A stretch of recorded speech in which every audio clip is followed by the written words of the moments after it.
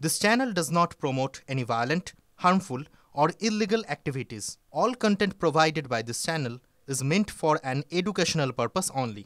Top quality और consistent performance के लिए सिर्फ सिल्वर पंप नाम याद रखना। একের পর এক খেল দেখাচ্ছেন ট্রাম্প। রোজই কিছু না কিছু খবর আর নতুন মার্কিন প্রেসিডেন্ট এমন সব পদক্ষেপ করছেন যে সেই সব খবরই হেডলাইন। এতদিন আমরা জানতাম যে আদালতের নির্দেশ আমাদের মাথা নিচু করে মানতে হয়, আন্তর্জাতিক আদালতের নির্দেশ সমস্ত দেশকেও মানতে হয়। ট্রাম্প এবার উল্টে আন্তর্জাতিক আদালতকেই আমেরিকায় নিষিদ্ধ করে দিলেন। আন্তর্জাতিক আদালত কি? আন্তর্জাতিক আদালত হলো দুটো ইন্টারন্যাশনাল কোর্ট অফ জাস্টিস আর ইন্টারন্যাশনাল ক্রিমিনাল কোর্ট। দুটোই আছে নেদারল্যান্ডের হেগ শহরে। ইন্টারন্যাশনাল কোর্ট অফ জাস্টিস নানা দেশের মধ্যে আইনি বিবাদ মেটায়। রাষ্ট্রপুঞ্জের অধীনে এই আদালত তৈরি হয়েছিল 1920 সালে। আর ইন্টারন্যাশনাল ক্রিমিনাল কোর্ট যুদ্ধ অপরাধ, গণহত্যা, মানবতার বিরুদ্ধে অপরাধের মতো ঘটনায় ব্যক্তিবিশেষের বিচার করে। এই আদালত তুলনায় অনেক নবীন, তৈরি হয়েছে 2002 সালে। কেন ট্রাম্পের গাত্রদাহ? ইউক্রেন ও গাজা যুদ্ধের জন্য কিছুদিন আগেই ইন্টারন্যাশনাল ক্রিমিনাল কোর্টের নির্দেশে পুতিন ও নেতানিয়াহুর বিরুদ্ধে গ্রেফতারি পরোয়ানা জারি হয়। ইসরায়েলের প্রেসিডেন্টের বিরুদ্ধে পরোয়ানা জারির সময় আদালত আমেরিকার বিরুদ্ধেও তাদের সমালোচনায় ভরা পর্যবেক্ষণের কথা জানায়। কারণ আমেরিকার সাহায্য নিয়েই গাজাকে ধ্বংসস্তূপে পরিণত করেছে ইসরায়েল। নিহতদের সংখ্যা 50,000 ছাড়িয়ে গেছে। গত মঙ্গলবার হোয়াইট হাউসে গিয়ে ট্রাম্পের সঙ্গে দেখা করেন নেতানিয়াহু।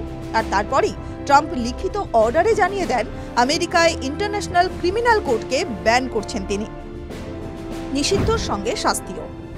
আদালতের 18 জন বিচারপতি, যাঁরা 18টা আলাদা আলাদা দেশের নাগরিক, আদালতের সব কর্মী ও তাদের পরিবারের আমেরিকায় থাকা যাবতীয় স্থাবর অস্থাবর সম্পত্তি বাজেয়াপ্ত করবে মার্কিন সরকার।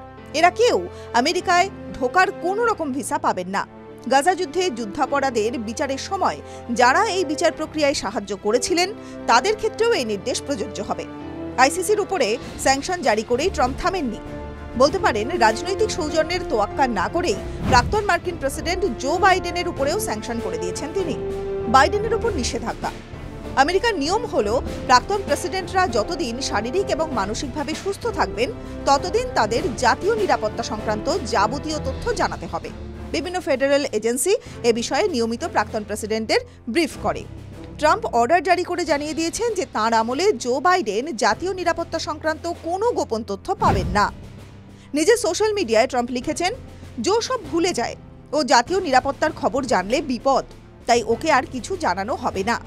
2020 সালে ট্রাম্প হেরে যাওয়ার পর তাঁর সমর্থকরা মার্কিন কংগ্রেসে হামলা চালিয়েছিলেন। তখন বাইডেন বলেছিলেন যে এই ঘটনা প্রমাণ করে ট্রাম্প আর রাষ্ট্রের গোপন তথ্য জানানোর উপযুক্ত নন, তাই ওকে আর কিছু জানানো হবে না। গদি উল্টে যেতেই ট্রাম্প তার বদলা নিলেন। চীনকে ভালো করে চিনে নিচ্ছে ট্রাম্প। ট্রাম্পের কৌশলী পদক্ষেপে ক্যারিবিয়ান সাগরে চীনের পা রাখার চেষ্টাও জলে গেল। উত্তর ও দক্ষিণ আফ্রিকার মাঝে রয়েছে আলাদা একটা অঞ্চল। দুই মহাদেশের সঙ্গে ঠিক সরু সুতোর মতো জুড়ে আছে Mexico, Guatemala, Belize, El Salvador, Honduras, Nicaragua, Costa Rica, Panama. এছাড়াও পাশে আছে West Indies, Cuba, Dominican Republic, Puerto রিকোর মতো দ্বীপরাষ্ট্র। এই দেশগুলোর পশ্চিমে প্রশান্ত মহাসাগর, পূর্বে আটলান্টিক মহাসাগর। দুই মহাসাগরকে জুড়েছে পানামার মধ্যে দিয়ে যাওয়া পানামা খাল, একদম সুয়েজ খালের মতোই। ট্রাম্প হুমকি দিয়েছিলেন যে তিনি সেনা পাঠিয়ে পানামা খালের দখল নেবেন, কারণ পানামা নাকি মার্কিন জাহাজগুলোর থেকে বেশি ভাড়া নিচ্ছে। পানামার এই দিকে আবার এই অঞ্চলের প্রথম দেশ হিসাবে চীনের বেল্ট অ্যান্ড রোড ইনিশিয়েটিভে নাম লেখায়। এটা পরিষ্কার যে পানামাকে হাতে নিয়ে চীন ক্যারিবিয়ান সাগরে পা রাখতে চাইছিল। তো ট্রাম্পের চাপের মুখে পানামা প্রেসিডেন্ট হোসে রাউল মুলেনো তিনি জানিয়ে দিয়েছেন যে তাঁরা চীনের এই প্রকল্পে আর থাকছেন না। জোর ধাক্কা খেয়ে চীন এখন বলছে যে আমেরিকা আবার ঠান্ডা যুদ্ধের পরিস্থিতি ফিরিয়ে আনতে চাইছে। আসলে কি জানেন, চীন আর আমেরিকার মধ্যে ভৌগোলিক দূরত্ব অনেকটা বেশি হলেও প্যাসিফিকে চীনের মিসাইল আওতায় থাকা মার্কিন সেনা ঘাঁটি গুয়াম নিয়ে সব সময় চিন্তায় থাকে ওয়াশিংটন। সেখানে একেবারে নাকের ডগায় ক্যারিবিয়ান সাগরে চীন ঢুকে পড়লে ট্রাম্পের ঘুম তো ছুটবেই। TV9 Bangla digital.